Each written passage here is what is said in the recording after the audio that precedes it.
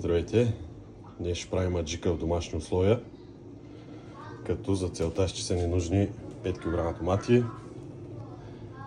няколко люти чушки. Това е според вкуса вече, кой как обича, дали по-люто, по-леко пикантно. Килограм и половина пипер червен, около 200 грама чесън, 3 супени лъжици сол, без връхче, 3 супени лъжици захар, без връхче и около 200 мл олио. И така, доматите всичките продукти съм ги измил. Сега ще нарежа доматите, ще ги мина през месомелачката на най-голямата приставка с най-големите дупки.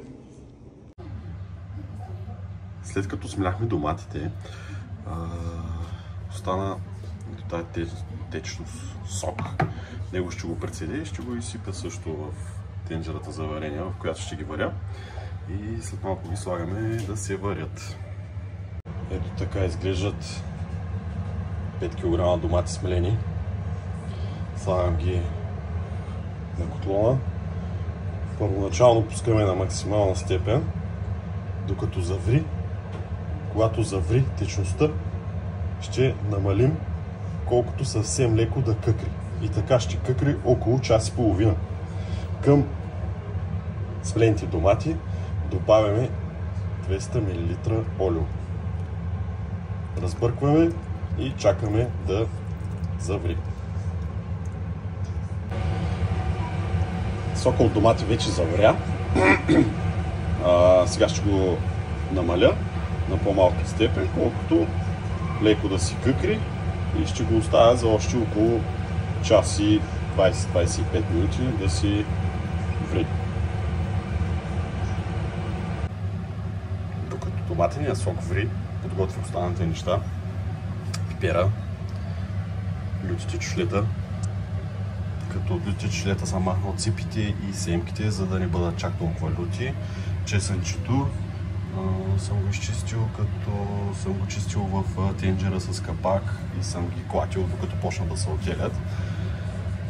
Забравих от началото на рецептата да кажа, че ще трябва и 130 грама магданоз. Това са около 2 връзки по-големи. Подготвихме пипера, като пипера и лютите чушки съм ги сплял в едно, чесъна отделно.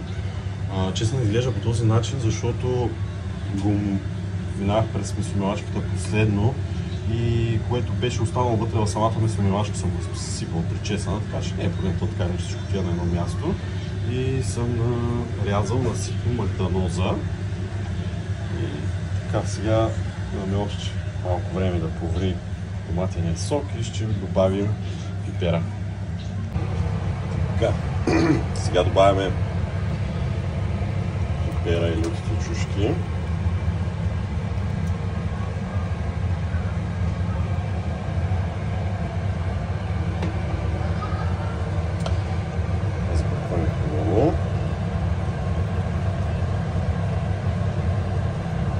И засичаме от тук 40 минути.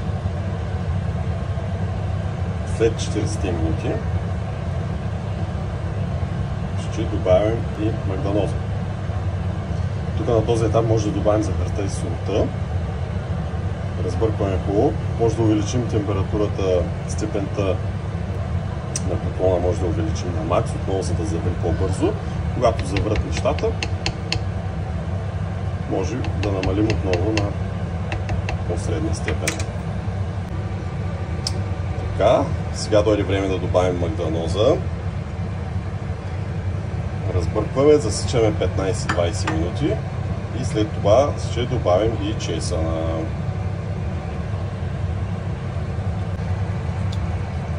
И така настъпи моментът да се добави и чесъна.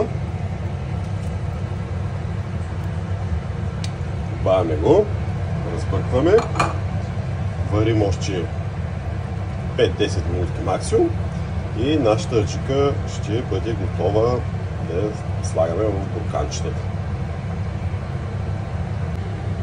Приключихме с варенето.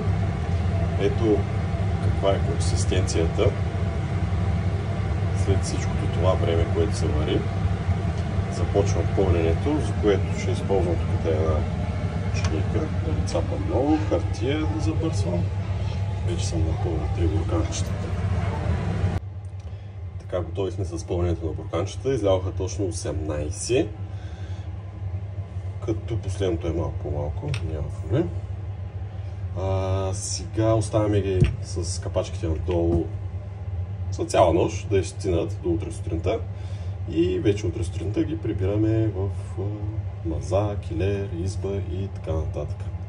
Благодаря ви, че изгледахте видеото. Надявам се, че ви е харесала рецептата и до нови срещи!